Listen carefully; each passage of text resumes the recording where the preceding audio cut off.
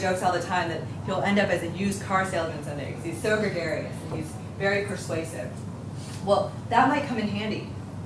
Someday when Tommy's selling a car or whatever it may be, moving himself for a job, he just might know that other person through Facebook. And it sounds like, maybe he's selling to someone who he used to play football with when he was 13. And it sounds like a trivial connection, but people go with vendor A versus vendor B all the time because of this going way back with someone. Because as it turns out, trust compounds over time. You might know someone not very well, but because you've known that person for a long time, you assign more trust to them. This is actually how they recruit for terrorist cells too, is you try to find people who've known each other since childhood, because people just assign a lot of trust to that for whatever reason. And so it's an interesting sociological thought experiment where for these cohorts of people who are Tommy's age, I guess only time will tell whether that actually translates into more social capital.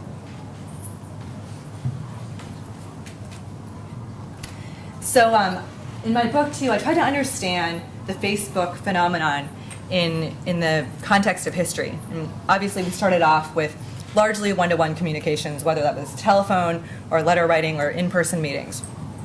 The web was great because all of a sudden we had mass publication to a large number of consumers of content, but still relatively small number of publishers.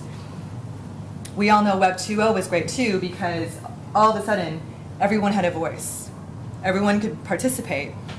And what you ended up with was a lot of communities of many to many. But what Facebook and Twitter have given us is something even more impressive. They've said, let's try to connect everybody to everybody. Let's not just have a site for photos like Flickr, and a site for video like YouTube, and a site for encyclopedia knowledge like Wikipedia. Let's get everybody on here and be multi-purpose and open up an API and a platform so that you can build all of these specific applications around the social graph instead of building a social graph around the applications. And this makes a lot of sense because the first 16 years of the web was about too much information. It was a world wide web of information. It was content explosion. We just couldn't manage it. We didn't know what to read. What we're seeing with Facebook and Twitter, because the choice to become a friend with someone or the choice to follow someone is opt-in, is we're seeing a worldwide web of people that's letting us use our friends and other people we trust as filters for information. They're helping us navigate the web and decide what pieces of content are worth our time, what videos are worth our time, what products and services and vendors are worth our time.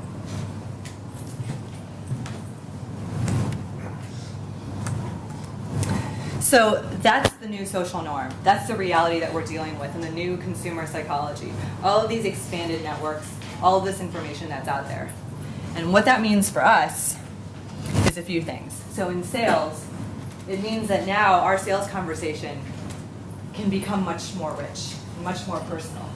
This is the application I developed 2 years ago after my trip to Hong Kong that got me into all of this. I thought I had it open. But it's an integration with the Salesforce sales software. And the way that it works is as a salesperson, you log into Salesforce and you might create a new contact.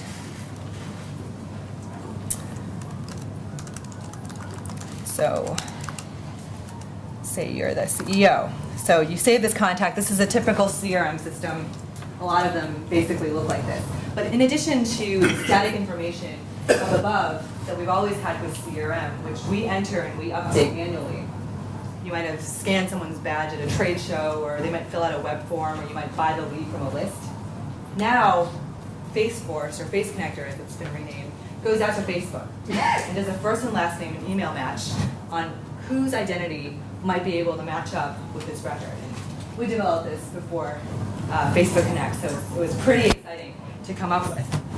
And so sure enough, there is a potential match. And if you link it, then anytime you go back to this record, and as a salesperson, you're shifting through records all the time, you want everything at your fingertips. You're able to see not just who this person is as a lead, not just the fact that Josh is the CEO and where he works and what his phone number is.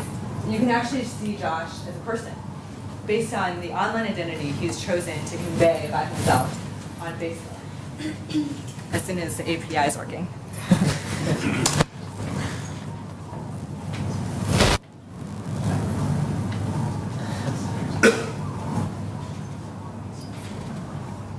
It was working. It was working. Okay, we'll come back to this. Here's a screenshot, because this has happened. This always happens during demos, right? Especially in front of an important customer. So you pull in this information about who this person really is, and now all of a sudden, the sales conversation you have is not all about you and all about your product. It's all about the customer. It's all about the fact that she's currently having a great day, or that she's from Wyoming, or that she really likes to go hiking and play tennis. And more importantly, or equally importantly, it's about who you know in common. And being able to use your best judgment based on these mutual contacts to say, well, maybe I'll ask Nick for a warm intro. I don't even have to cold call anymore because we know 100 people in common and these people will all vouch for me. And 50 of these 100 people are actually existing customers of mine. It just fundamentally changes that sales conversation. Rule number 4 of what not to do, but don't be a stalker. And we've really seen this go both ways. You know, some salespeople are really successful with this additional information from Facebook and LinkedIn because they call it out. When they pick up the phone or they send an email, they say, hey, I saw on your profile, I searched for you on LinkedIn, that we both went to Cambridge. Well, if you tell them how you got that information, then they're not going to be so freaked out. But if you just say, hey, I know we both went to Cambridge, they're going to wonder about that. So it's about walking that fine line and knowing the demographic and culture and what's acceptable with the person you're dealing with. Also in sales is the importance of prospecting. So in the past, you've had your client base and you could ask them for referrals, but it took work for them to generate a list of people that you should talk to.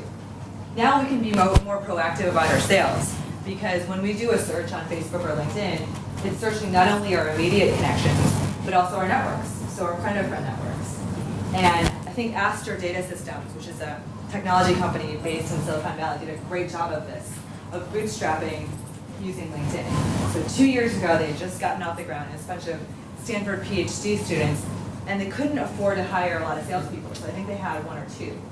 So they couldn't get enough leads, and they weren't sure what to do. So what they did was they had all of their employees, I think 25 at the time, not just the salespeople, but all of their employees, went into LinkedIn and did a search on database and database admin, because that's who they're selling to. They're selling large, it's a competitor to Hadoop, basically. And so they generated this long lead list, not only of people who were database admins, but by virtue of having done the search on LinkedIn, it's database admins that they were friends with or were friends of friends with. And so it's much more qualified and there's much more transitive trust in the picture. And so they were able to scale really quickly, and that's how they got their first several hundred customers, some really big names, and now they're doing really well.